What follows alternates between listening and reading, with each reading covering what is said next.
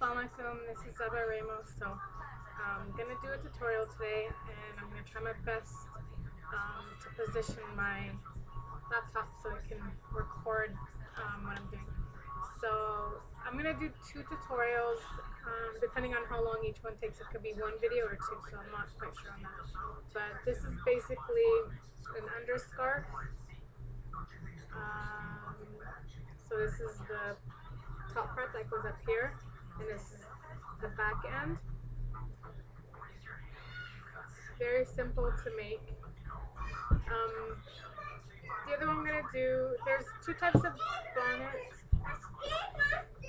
This is one that you put on your head like this, but because there's no tie, it just has this elastic, it tends to slide, especially if you have like silky hair. Mommy! Mommy! Yes, that's mommy. Mommy? Yeah. This is the other style. I don't use this very often. So this one goes on, it's called a bonnet, like this, and then you tie it in the back. The reason why I don't like these tie ones is because it just, I don't know, like it feels tight and uncomfortable at times, and it seems to slide. I like these a lot better. Like this one is a little bit loose, so I just, when I put it on, I pin the back so it stays put. Anyway, so I'm gonna first show you how to do this one. Very simple. You're gonna need scissors, measuring tape, and a sewing machine. So how you measure, the usual underscars, they aren't very long, so they kind of go from here to here. I'm gonna try to do one, and I had a request for this, so that's why I'm gonna show you how to make it longer. Just make it longer. If the fabric's too short, just because you just use scraps to make underscars. You can't really see it unless you like to show it.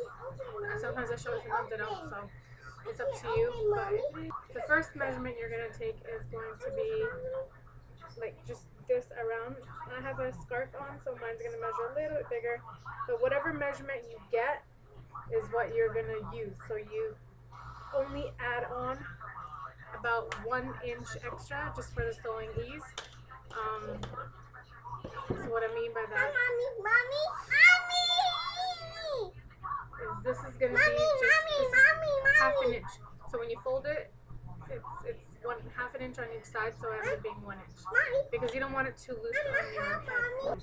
And then the length I'm going to go for is, so you measure from here, and however long you want it, like if you want to bypass your hair, whatnot. So I'm going to go all the way down to my shoulder, which is 17 inches. The other thing that someone asked me is like their hair always seems to show in the back. So typically what I do is I bring it all together, and when I put my hair and my bun in there, I pin it. The other thing you can do is when you're making this, you can just sew the back shut. But when you're pulling it on, I like to put my head all the way through. So if you decide to sew the end shut, then you're going to have to do it with this type of style where you pull it on top, and that's where the hair in the front sometimes tends to show because you can't keep it back. Anyhow, so what we're going to do is you're going to, this is the fabric I'm using, it's just a scrap fabric. I don't have time to go to the fabric store, so I'm just basically using whatever I have available. And like you're still going to have to fold, so when it comes over it's going to be like that. So I'm going to cut this out. So my measurement all around was 23.5, so I'm going to go for 24.5.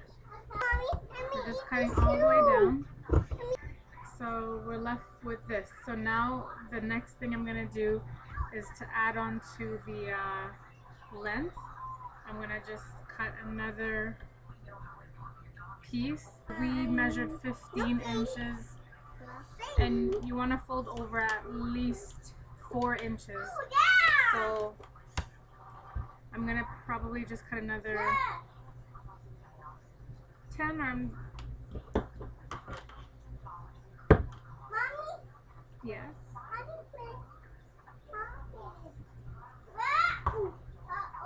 And I'm just going to add this on into the bottom. This is stretch material, so that's the type of material you should be using, so you can just stretch it over your head. And we're going to be using a zigzag stitch when we fold the fabric over, just so this doesn't start to rip as you're putting it on your head when you're pulling it over.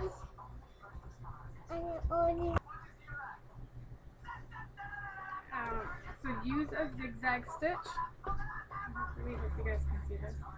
And just fold over like 3 inches, 4 inches, however much you want. This is just the part that goes over your head over here. So I did a zigzag stitch. Make it, try to make it as big as possible. Okay.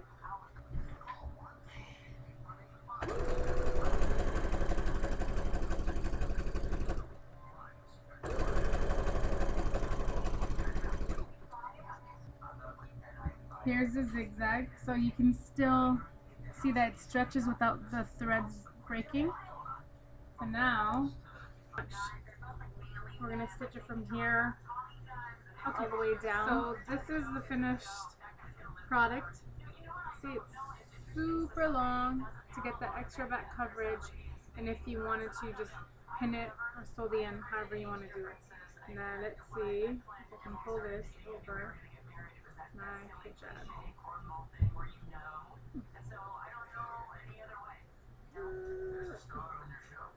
I'm just afraid I'm going to pull my scarf off by doing this. And I sort of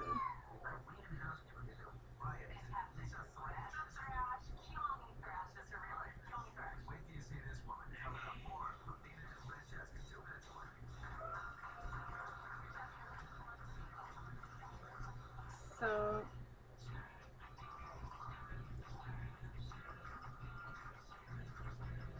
we would pull it back, and this is how long the tail is.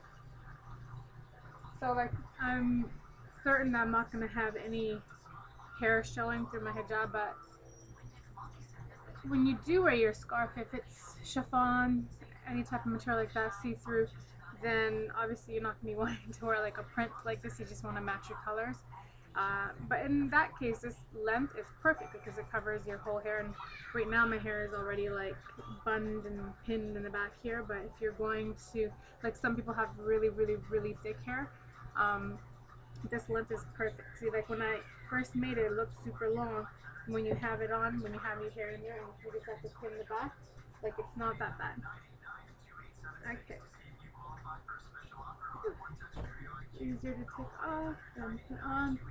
So that is the end of this underscarf tutorial.